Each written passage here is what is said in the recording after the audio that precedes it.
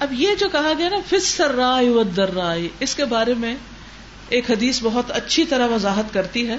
حضرت ابو مسعود کہتے ہیں کہ رسول اللہ صلی اللہ علیہ وسلم ہمیں صدقے کا حکم دیا کرتے تھے اور ہمارے پاس کچھ بھی نہیں ہوتا تھا. ذرا سوچئے، حکم آ گیا ہے، کچھ ہے ہی نہیں خرچ کرنے کو. ہو سکتا ہے آپ میں سے بھی کسی کی کنڈیشن ایسی ہو کہ آپ سوچ رہے ہو یا اللہ میں کیا خرچ کروں، میں تو کسی کو کچھ نہیں دے سکتی، کیا کروں، کیا بنے گا. تو صحابہ کی یہ کنڈیشن ہوتی تھی اور وہ ہم سے کئی گنا زیادہ بہتر لوگ تھے. تو کہتے ہیں کہ ہم میں سے کوئی بازار جاتا، بوجھ اٹھاتا، مزدوری کرتا، جیسے کلی ہوتے ہیں نا یا جو مزدوری کر کے سامان اٹھاتے ہیں، پھر ایک مد کھانا لاتا، یعنی ایک پڑوپا نہیں جس کو کہتے ہیں، وہ ایک ناپنے کا ایک برتن ہوتا نا، تو وہ کھانا لے کے آتا، مزدوری کر کے اس میں سے کھانا لاتا اور نبی صلی اللہ علیہ وسلم کو دیتا ہے. ان کو کھانے کے لیے نہیں، مطلب یہ ہے کہ وہ جمع کراتا تاکہ وہاں سے آپ اوروں کو تقسیم کریں، یا کسی جہاد میں یا غزوے میں جا رہے ہوتے تھے تو اس کو سپورٹ کرنے کے لیے. ابو مسعود فرماتے ہیں کہ میں ایک شخص کو جانتا ہوں جس کے پاس 1,00,000 درہم ہے اس وقت، اور اس وقت 1 درہم بھی نہیں تھا. یعنی کس طرح اس کے مال میں اضافہ ہوا دے دے کے، ہر دفعہ دیا اور بڑھ گیا، پھر دیا اس سے زیادہ ہو گیا، پھر دیا اس سے زیادہ ہو گیا، کرتے کرتے ایک کا دنیا میں 1,00,000 بن گیا. یہ مال بڑھانے کا طریقہ ہے. اللہ سے تجارت کریں. اب اس کو ہم کیسے اپلائی کر سکتے ہیں؟ چھوٹی سی مثال ہے کہ ہم کہیں کہ ہم تو بازار نہیں جا سکتے، ہم عورتیں، ہم کیسے مزدوری کریں، لیکن ہم کوئی راستہ نکال سکتے ہیں. تھوڑے سے ذرا مجھے آپ ٹپس دیں، آپ لٹرلی کیا کر سکتی ہیں جس سے آپ پیسے کما سکتی ہیں. ہاں، ٹیچنگ اور سلائی اور کوکنگ اور بس ختم، سارے ہنر ختم. یہ تو ایسے ٹپس پہ ہونا چاہیے کہ میں یہ بھی کر سکتی ہوں، یہ بھی لسٹ لمبی ہونی چاہیے کہ فرصت نہ ملے آپ کو. اللہ نے پاکستان کو اتنا دیا ہے کہ آپ یقین کریں کہ یہ آبادی تو کچھ بھی نہیں، اس سے کئی گنا زیادہ بھی ہو جائے تو ریسورسز ختم نہ ہو. لیکن سب سے بڑی مشکل کیا ہے کہ اللہ نے ہمیں دماغ بھی دیے ہیں، رزق بھی دیا ہے، اس کو استعمال نہیں کرتے، طریقے نہیں سوچتے، کام نہیں کرتے، محنت نہیں کرتے، اور سب سے پسندیدہ کمائی جو ہاتھ کی ہے وہ نہیں کرتے، اور پھر آگے نہیں بڑھتے. گھروں میں کام کرنے کی ضرورت ہو کسی کو، کوئی کام والا نہیں ملتا، دکانوں پہ ورکر نہیں ملتے، فیکٹریز میں ورکر نہیں ملتے، لوگ آرام سے کھانا چاہتے، کام نہیں کرنا چاہتے. آگے کیسے بڑھیں گے؟ کوئی طریقہ بتائیں مجھے، کوئی اور طریقہ سوچیں. کیا کر سکتی ہیں آپ؟ ٹیچنگ بھی ہوگی، کوکنگ بھی ہوگی، اسٹیچنگ بھی ہو گئی. اب اور پودا لگانا صدقہ ہے، پتہ ہے کس کس کو پتہ ہے پودا لگانا صدقہ ہے؟ کتنے پودے لگائے زندگی میں؟ جب پتہ چل گیا کہ صدقہ ہے پھر کیوں نہیں لگایا؟ کس چیز نے روکا؟ اور کچھ نہیں. اگر آپ گھر کی تھوڑی سی، اتنی سی زمین بھی نہیں، اگر چھوٹے سے پاٹ میں بھی مٹی تھوڑی سی ڈال کے گھر کے اندر رکھا ہوا سوکھا دھنیا، وہی اگر اس میں آپ ڈال دینا، کیاری بھر جائے گی. 1 چمچی دھنیا کی قیمت کیا ہوگی، لیکن جب وہ اگ جاتا ہے تو اس کی قیمت کیا ہوتی ہے؟ فرق ہے نا. 1 انگور کی بیل کتنی جگہ لیتی ہے، کتنا ایریا لیتی ہے؟ لیس دین اے فیٹ، 1 فٹ سے بھی کم. مجھے یاد ہے کہ سرگودا میں ہمارا گھر ہوتا تھا تو اس کے پلرز تھے برآمدے کے، تو ان پلرز کے باہر صرف 1 اینٹ جگہ خالی چھوڑی ہوئی تھی اور اس کی باؤنڈری کی ہوئی تھی، اور اس کچی زمین میں ہم نے انگور کی بیلیں لگائی تھی، بوگن ویلا لگایا تھا، اور جب وہ چڑھی تو پورا گھر اس سے بھر گیا. اور پھر ہم نے اس کو یعنی کہ چھتری سی بنا کے اس پہ ڈالا، اور وہ انگوروں کے گچھے نیچے لٹک رہے ہوتے تھے. اور کبھی میں اس کی روٹ پہ غور کرتی تھی تو بس جیسے یہ آپ کی تار جا رہی ہے نا، وہ وہاں کنیکشن، اور یہ آواز جا رہی ہے کہاں کہاں. تو بالکل یہی حال تھا کہ وہ اتنی سی موٹی سے موٹی اتنی اس کی تنا بنا، لیکن جو اس کا اوپر پھیلاؤ تھا اور جو ہر سال انگور لگتے تھے، انبلیویبل. چھوٹی سی ایفرٹ، خود بھی کھائیں، پرندے کھائیں، نہیں کھانے نہ کھاؤ، پرندے کھائیں گے. اگر مومن کے لگائے ہوئے پودے سے پرندے بھی کھاتے ہیں تو وہ بھی کیا ہے اس کے لیے؟ صدقہ. اس صحابی کا واقعہ ہم سب جب بھی پڑھتے ہیں تو ہمارے آنکھوں میں آنسو آ جاتے ہیں، دل ادھر آ جاتا ہے کہ جنہوں نے اپنا بہترین باغ اللہ کی راہ میں دے دیا تھا، لیکن اس کو دیکھ کر ہمیں کیوں نہیں خیال آتا کہ ہم بھی کوئی ذرا باغ لگا لیں، یا کوئی پودا، کوئی پتا، کوئی پھول، کچھ نہ کچھ ہم بھی اس میں سے صدقہ کریں. جو زمین اگا رہی ہے ہم تو نہیں اگا رہے، ہم تو بس ایک بیج ڈالنے والے ہیں. افرأیتم ما تحرثون اانتم تزرعونه ام نحن الزارعون. تم اگاتے ہو یا ہم اگاتے ہیں؟ وہ اللہ تعالیٰ اگاتا ہے، لیکن بیج کس نے ڈالنا ہے زمین میں؟ وہ نرسری سے ایک چھوٹا سا پودا لا کے کس نے دبانا ہے؟ وہ ہم نے دبانا ہے، پھر لگے گا. تو آپ سب نیت کرتے ہیں، ارادہ کرتے ہیں اور وعدہ کرتے ہیں کہ ایک ایک پودا لگائیں گے انشاءاللہ. یہاں تو فیصلہ آباد میں زرعی یونیورسٹی ہے جو آپ کو اتنے مشورے دے سکتے ہیں، اتنا گائیڈ کر سکتے ہیں، سارا فیصلہ آباد ہرا بھرا ہو جائے. صرف چند روڈز نہیں، ہر جگہ ہی، اور چند سالوں میں آپ دیکھیں کہاں سے کہاں پہنچ جائے. میں پڑھ رہی تھی ایک انڈیا کے گاؤں کے بارے میں، پنجابی کا گاؤں، اس سرحد کے دوسری طرف. ان کے ہاں جہیز کا بڑا مسئلہ تھا، تو اس وجہ سے بیٹیوں کو لوگ جیسے ابارٹ کرا دیتے ہیں یا بس بہت ہی یعنی برا سمجھتے اگر پیدا ہو جاتی اور ایک بڑی مصیبت ہوتی. تو اس گاؤں کے ایک بندے نے یہ سوچا کہ اس کا کوئی حل ہونا چاہیے. تو اس نے کیا کیا کہ جب بیٹی پیدا ہوئی تو 6-7 آم کے درخت ساتھ ہی لگا دیے. بائی دا ٹائم بیٹی جوان ہوئی تو آم کے سارے پودے جو تھے وہ پھلدار ہو چکے تھے، اور اس پر سے جو آم اترے اس کی ہزاروں کی آمدنی تھی. وہ پیسے اس نے 2-3 سال جمع کیے اور بیٹی کو زبردست جہیز دیا. میں نہیں کہتی جہیز دینا چاہیے، یہ جہیز بہت لیوش ہونا چاہیے، یہ مقصد نہیں. مقصد یہ کہ ان کے کلچر اور ان کے مسئلے کا حل انہوں نے اس طرح نکالا. اس کو دیکھا دیکھی ہر گھر نے یہی شروع کر دیا کہ جس کی بیٹی پیدا ہوتی وہ پودے لگا دیتا. اور کہتے ہیں کہ اس وقت اگر آپ اس گاؤں کو دیکھیں تو یوں لگتا ہے جیسے پورے ایک جنگل کا جھنڈ ہے، یعنی اتنا گرین ہے وہ گاؤں اور پھلدار درختوں سے بھرا ہوا، جس کے آم کہاں کہاں پھر ایکسپورٹ ہوتے ہیں، کہاں کہاں جاتے ہیں. اصل میں ہوتا کہ ہمیں پتہ نہیں ہوتا کب لگانا ہے پودا، کس جگہ لگانا ہے، کتنا لگانا ہے، پھر لگا کے کیا کرنا ہے. تھوڑا سا علم ہے نا سیکھنے کا، یہ اویلیبل ہے، کوئی مسئلہ نہیں. تو غربت ختم ہو سکتی ہے کہ نہیں؟ اگر ہر بندہ چند پودے لگا دے تو اللہ کی زمین رزق اگل رہی ہے، بہت کچھ ہو سکتا ہے. لیکن اس کے لیے ایک پلاننگ چاہیے، کرنے کا ارادہ چاہیے کہ کر کے چھوڑنا. اور آپ نے دیکھا ہوگا کہ جب آپ فیصلہ کر لیتے ہیں نا کرنا ہے تو اللہ تعالیٰ کروا لیتا ہے پھر. اور جب ہم یہ کہتے ہیں نا اچھا میرا دل چاہتا ہے کہ ایسا ہو جائے، وہ ایک شعر میں اکثر پڑھتی ہوتی ہوں کہ جی چاہتا ہے شہید ہو جاؤں پر سنا ہے جان سے مار دیتے. ہماری تمنا بہت ہے کہ ہمیں شہادت نصیب ہو، پر سنا ہے کہ جان سے مار دیتے، کہ جان چلی جاتی ہے. تو ظاہر ہے جنت پانے کے لیے جان تو جائے گی، جان تو دینی پڑے گی تبھی ملے گی نا جنت. دنیا میں تو نہیں بن سکتا. ہاں ہم دنیا کو جنت بنانے پہ تلے ہوئے، جو بن کے نہیں دینی، جس نے بننا کو نہیں جنت، کیونکہ اللہ نے اس کو جنت بنایا نہیں، اس کو دنیا بنایا، گھٹیا چیز بنایا. جنت کہیں اور ہے جس کی طرف ہماری توجہ ہی نہیں. اگر آپ نے نیت کی نا کہ پودا لگانا ہے تو پھر اس کے لیے جان تو لگانی پڑے گی نا، تھوڑی سی تکلیف اٹھانی پڑے گی. لیکن آپ دنیا سے چلے بھی گئے اور بعد میں اس پودے کا پھل آتا رہا تو صدقہ جاریہ ہو جائے گا. یہ ایسا صدقہ ہے کہ جو جاری رہتا ہے. اور اس درخت کو جو آپ نے لگایا اس کی گٹلی اگر کسی اور نے پکڑ کے لگا دی نا پھر کیا ہوگا؟ اور صدقہ شروع ہو جائے گا. اگر اس درخت کی جو آپ کے درخت کے بچے کا بچہ وہ کسی اور نے لگا دی تو کیا ہوگا؟ سبحان اللہ. کیا پتا قیامت تک آپ کا لگا ہوا پودا ملٹی پلائی ہوتا رہے ہوتا رہے ہوتا رہے ہوتا رہے. اور آپ دیکھیں آپ کہ ہیں یہ تو میں نے تو سوچا ہی نہیں تھا کہ یہ اتنا زیادہ ہو جائے گا، میں تو ایسے ہی لگا دیا تھا. آپ کی نیت ہو سکتا بہت بڑی نہ بھی ہو، لیکن اگر آپ اللہ کے لیے کر رہے ہیں نا اور آپ نے یہ جو اس وقت وعدہ کیا وہ سچا کر دیں تو اس سچائی میں جو برکت ہے، سچائی میں بہت بڑی برکت، بہت زیادہ برکت.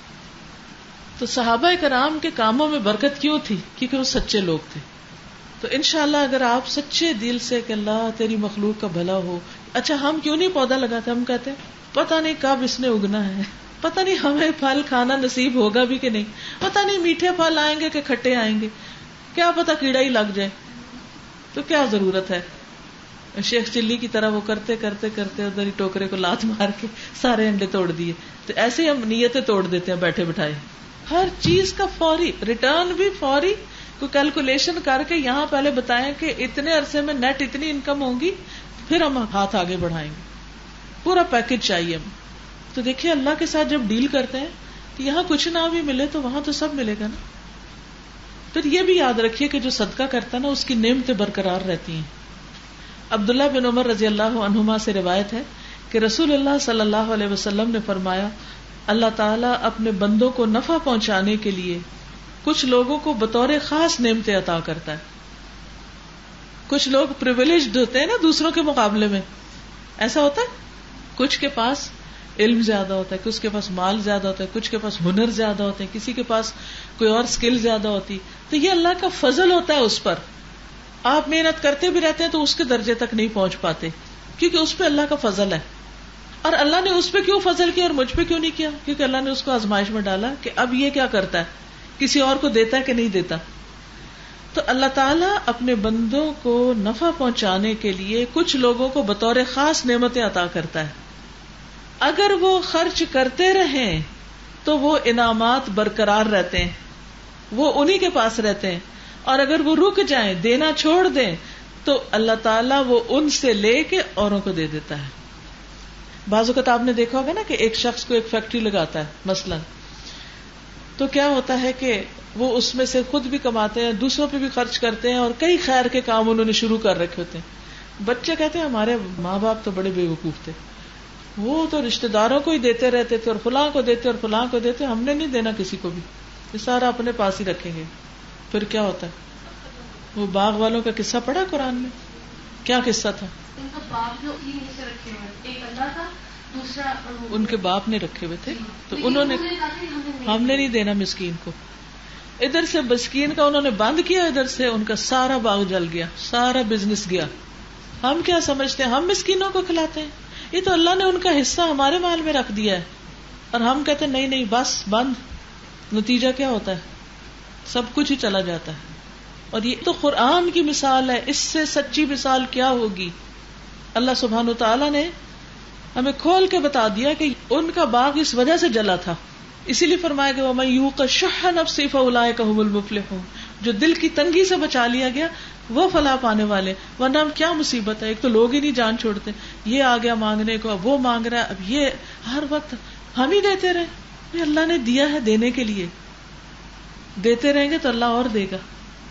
ایک بندہ جا رہا تھا, جیسے وہ پیدل چل رہا ہوتا تھا, اتنے وہ اس کے اوپر بادل تھے, تو بادل سے آواز آئی جیسے کسی نے کہا فلاں جگہ جا کے پانی برساؤ. تو بڑا حیران ہوا کہ یہ بادل, اچھا میں دیکھتا ہوں جاتا کدھر ہے, کدھر بھیجا جا رہا ہے اس کو. تو وہ بادل کے پیچھے پیچھے پیچھے پیچھے پیچھے کتنا وقت لگا ہوگا نا, بادل آہستہ آہستہ چلتے. تو ایک طرف جب گیا تو ایک پتھریلی جگہ پہ جا کے بارش برسنے لگ گئی. اچھا جب وہ بارش برسی تو وہ پانی جو تھا نا اس کے اوپر سے گر کے وہ سارا ایک طرف کو چلا گیا. وہ ادھر گیا کہ پانی کدھر جا رہا ہے. وہاں دیکھا تو ایک آدمی وہاں پر کھڑا ہے, اور وہاں ایک نالی تھی جس میں سارا پانی جمع ہو گیا, اور وہ اس کی جگہ بنا کے اپنے باغ کو سیراب کر رہا تھا. ایک آدمی وہاں کھڑا تھا. تو اس سے پوچھا تمہارا نام کیا ہے؟ اس نے کہا میرا یہ نام ہے. کہتے ہیں بادل سے ایک آواز آ رہی تھی, اس میں میں نے یہ نام سنا تھا. اس نے کہا تم میرا نام کیوں پوچھ رہے تھے؟ اس نے کہا کہ مجھے یہ آواز آئی تھی کہ کسی نے کہا تھا کہ فلاں کے باغ کو جا کے سیراب کرو, تو مجھے اب آپ یہ بتائیں کہ آپ کرتے کیا ہیں, آپ کا نام کیوں بادل سے سنا گیا. اور یاد رکھیں کہ حضرت ابو ہریرہ کی روایت کردہ حدیث ہے, اور صحیح مسلم میں, نہیں صحیح حدیث ہے, بالکل من گھڑت سٹوری نہیں ہے. تو مجھے یہ جاننا ہے کہ آپ کیا عمل کرتے ہیں کہ سارے باغوں سے ہٹا کے آپ کے باغ پر یہ عنایت ہوئی ہے, اس پر یہ بارش برسائی گئی ہے. تو اس نے کہا کہ اگر تم اصرار کر رہے تو میں تمہیں بتا دیتا ہوں کہ میں اپنے باغ کی پیداوار کے 3 حصے کرتا ہوں. ایک اپنے لیے رکھتا ہوں, ایک صدقہ کرتا ہوں, اور ایک واپس اسی میں لگا دیتا ہوں, دوبارہ اس کے اوپر جو اخراجات آتے ہیں, یعنی خود بھی کھاتا ہوں, اس باغ کو بھی واپس کھلاتا ہوں, اور لوگوں کا حق بھی نکالتا ہوں. تو ایسے لوگ نہ صرف یہ کہ جنت پائیں گے بلکہ دنیا میں بھی جنت ان کی ہو جاتی, وہ دنیا میں بھی جنت پا لیتے ہیں. ٹھیک ہے, تو یہ جو پہلی آیت ہے نا, الذین ينفقون فی السراء والضراء, تنگی میں بھی خرچ کرتے ہیں اور خوشحالی میں بھی خرچ کرتے ہیں. فاما من اعطى واتقى وصدق بالحسنى فسنيسره لليسرى, تو جو شخص مفلسی سے بچنا چاہتا ہے, غریب ہونے سے بچنا چاہتا ہے, اس کے لیے کیا حل ہے کہ وہ محنت کرے, کام کرے اور اس میں سے خرچ کرے. آپ صلی اللہ علیہ وسلم نے فرمایا خرچ کرو تم پر خرچ کیا جائے گا, تم دینے والے بنو لوگ تمہیں دیں گے.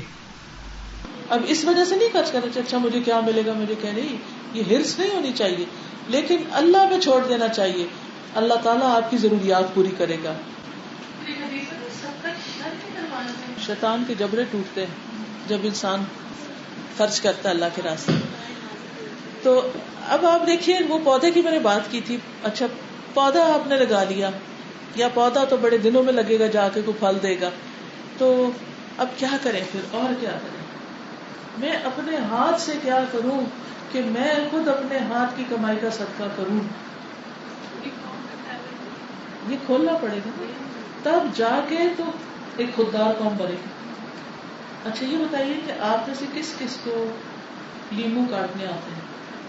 سب کو آتے ہیں. مرچیں کاٹنی آتی ہیں لمبے رخ کو.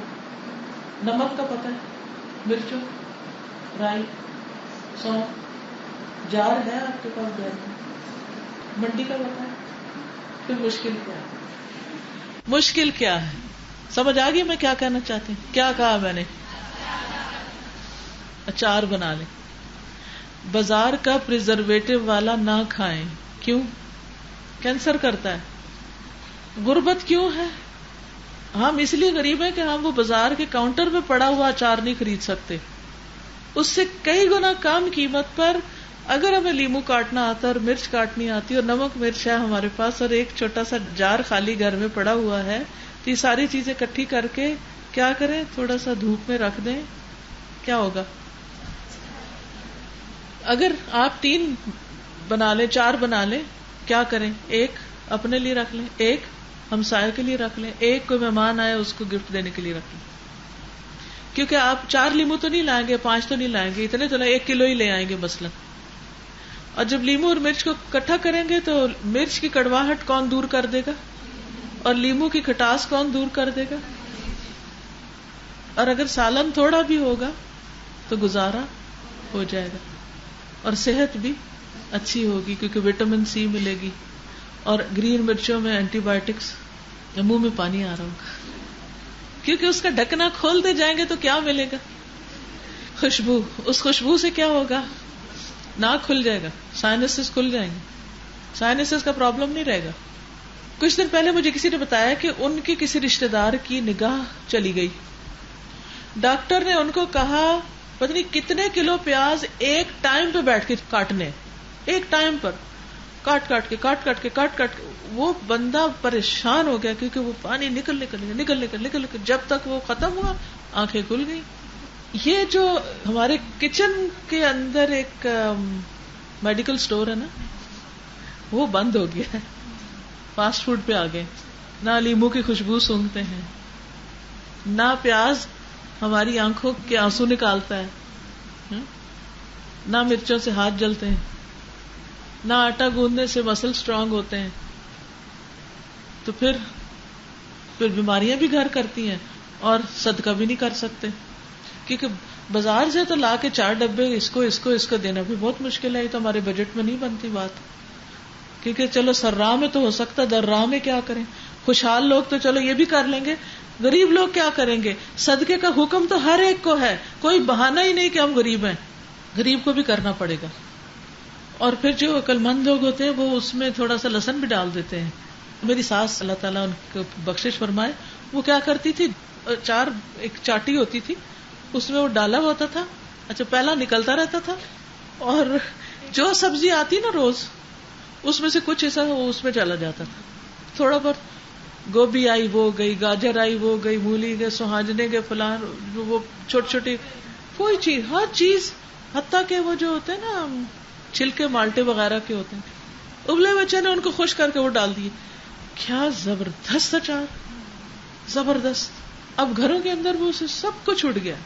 کیا ہے؟ وقت نہیں. اگر پلاننگ کی بھی ہو کوئی مشکل نہیں. جس نے جنت لینی ہے اس کے لیے اچار بنانا مشکل نہیں, کیونکہ اس نے اپنے ہاتھ کا صدقہ کرنا ہے. اور پھر اگر وہ ماہر ہو جائے اور اس کا اچار چل پڑے تو وہ کیا کرے, کیونکہ ہر ایک کو اللہ نے ایک الگ ٹیلنٹ دیا. کچھ لوگ وہی چیز ڈالتے ہیں، اللہ جانے کیا ان کے ہاتھوں میں ہوتا ہے، سبحان اللہ، وہ کچھ اور ہی چیز بن کے نکلتے. اور کچھ لوگ بےچارے پڑھ پڑھ کتابیں بھی کرتے رہتے ہیں تو وہ کچھ نہیں بن پاتا. تو سمجھے کہ اللہ نے آپ پہ فضل کیا ہوا ہے، اللہ نے آپ کے ہاتھ میں ایک خاص ہنر، ٹیسٹ رکھا ہے، آپ کو طریقہ سکھا دیا ہے. اب آپ کیا کریں، سال میں 1-2 دفعہ زیادہ چیزیں لے آئیں، زیادہ لیمو لے آئیں، زیادہ پلاننگ کر لیں، اور آپ چھوٹا سا اسٹال لگا لیں، سیل لگا لیں، آپ کاروبار شروع کر لیں. لیکن اس کے اندر نہیں رہ جائیں، کیونکہ آگے بھی حکم ہے اور بھی کرنے کے کام ہے.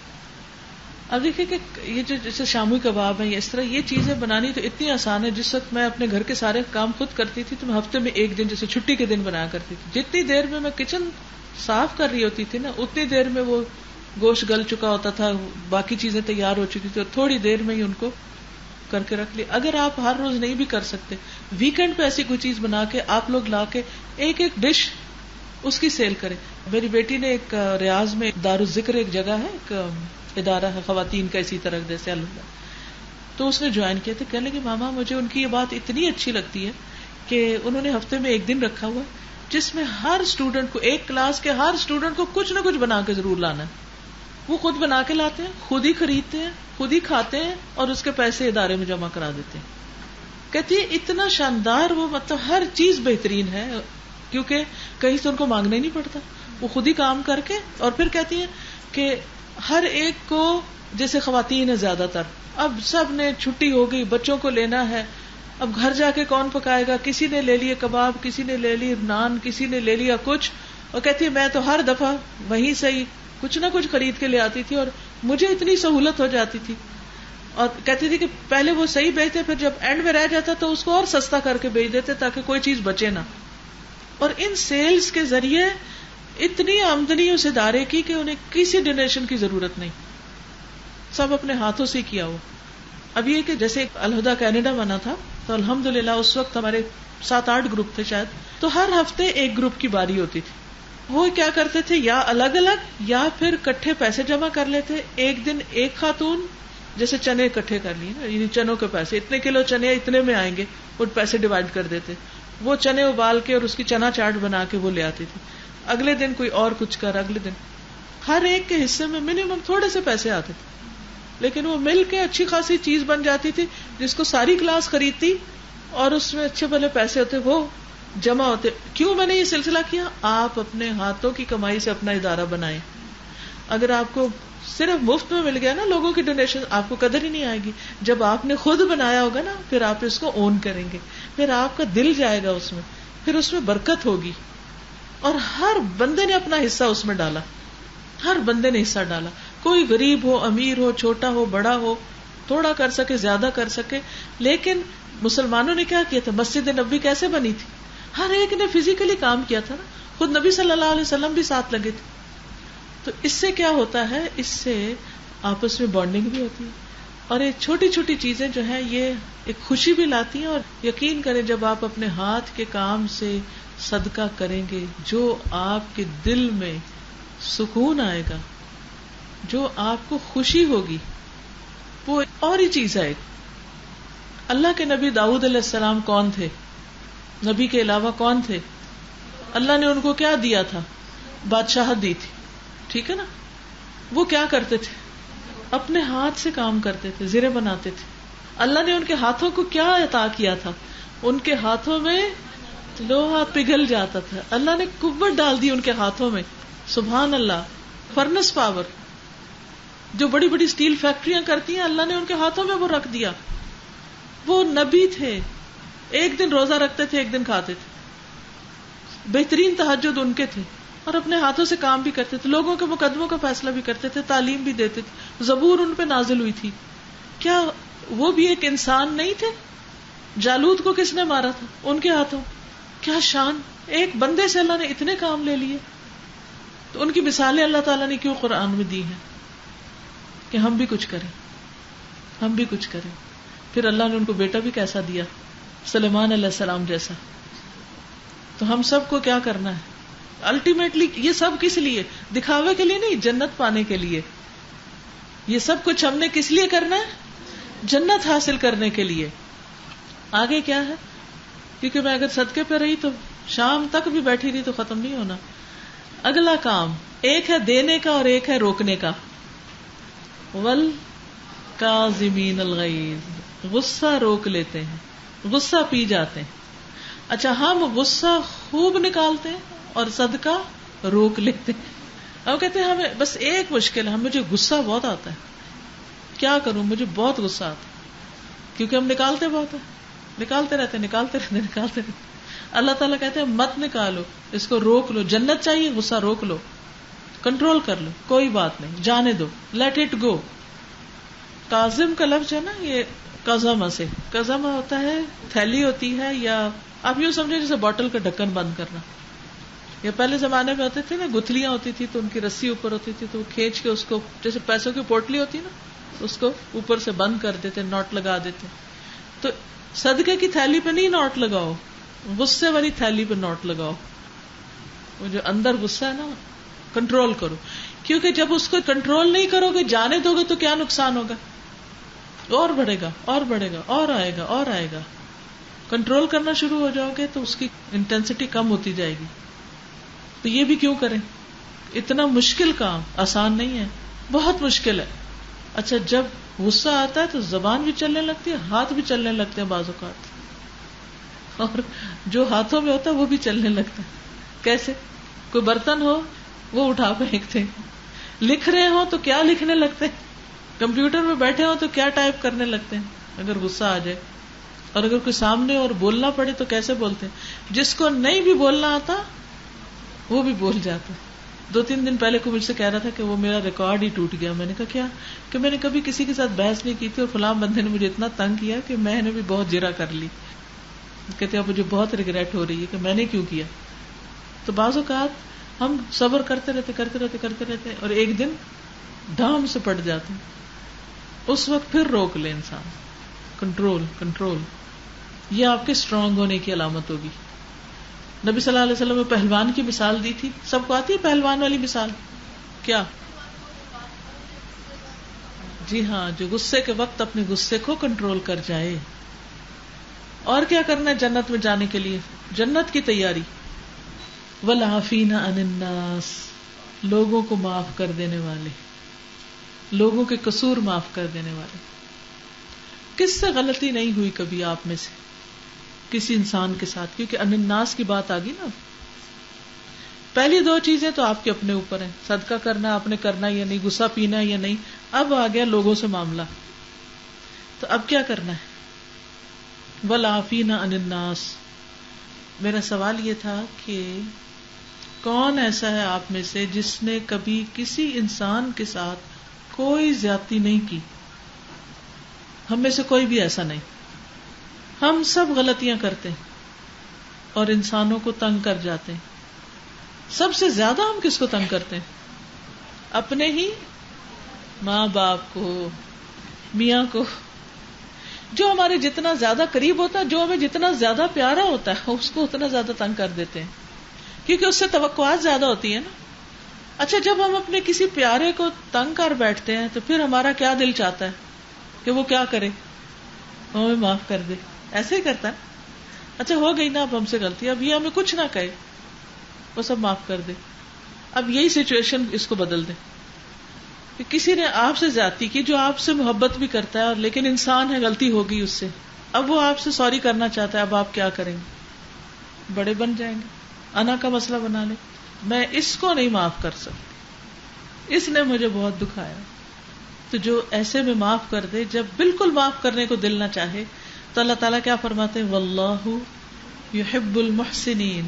اللہ محبت رکھتا ہے، پیار کرتا ہے ان لوگوں سے جو احسان کرتے ہیں. کیونکہ اب بال آپ کے کوٹ میں، آپ نے معاف کرنا ہے، اور آپ نے کر دیا. آپ محسن ہو گئے، آپ نے احسان کر دیا. حالانکہ آپ بدلہ لے سکتے تھے لیکن آپ نے چھوڑ دیا. تو اللہ تعالیٰ آپ سے محبت کرے گا. تو جس سے اللہ محبت کرے اس کے لیے انعام کیا ہے؟ جنت. یس.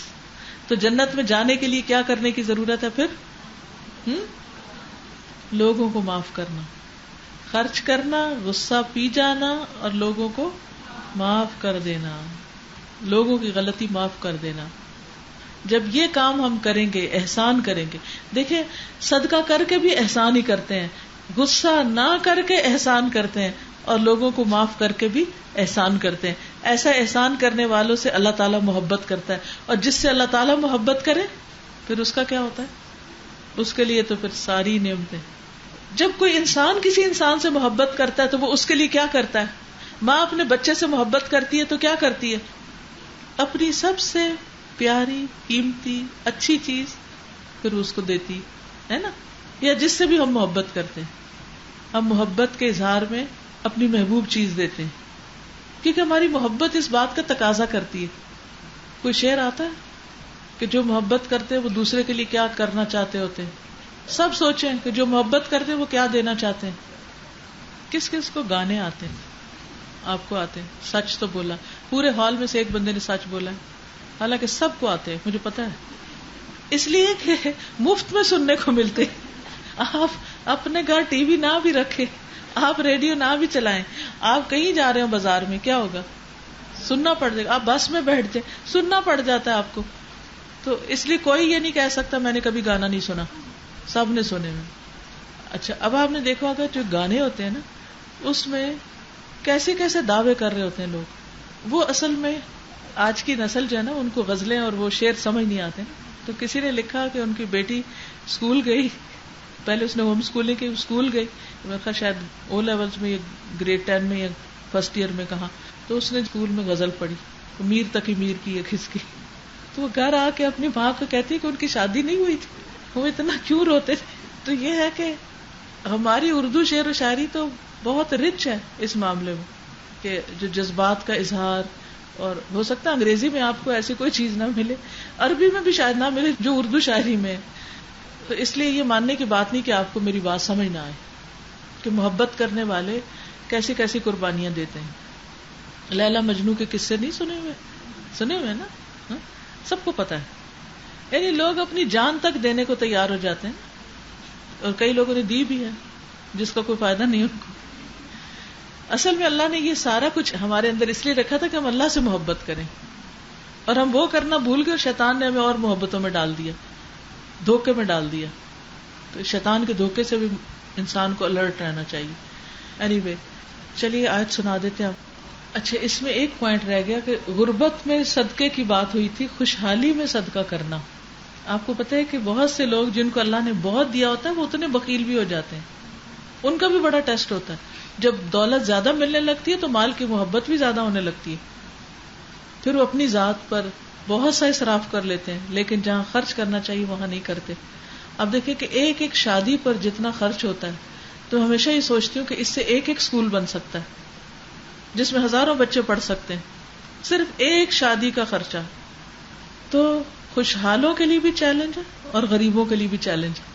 اسی لیے اللہ سبحانہ وتعالیٰ نے دونوں چیزیں مینشن کی. تو اس پر آپ غور و فکر کیجئے, اور اگر کوئی سوال ہو یا کوئی بات آپ کرنا چاہیں, کچھ کہنا چاہیں تو یو آر موسٹ ویلکم. وعلیکم السلام. جی ہاں, مسکراتے ہی نہیں, مسکرانا بہترین صدقہ ہے, اس میں ہم بخل کرتے ہیں. جی, بعض اوقات دے کے ضائع کر دیتے ہیں, دیتے بھی اور ساتھ باتیں بھی کرتے ہیں, تانے مینے ہوتے ہیں, اس کی وجہ سے وہ لا تبطلوا صدقاتکم بالمن والاذى, وہ ضائع ہو جاتا ہے. تو اس کو سنبھالنا بھی ضروری ہے. اور پھر غصہ جب انسان کرتا ہے تو بڑے سے بڑے محبت کے ریلیشن شپ ختم ہو جاتے ہیں غصے کی وجہ سے.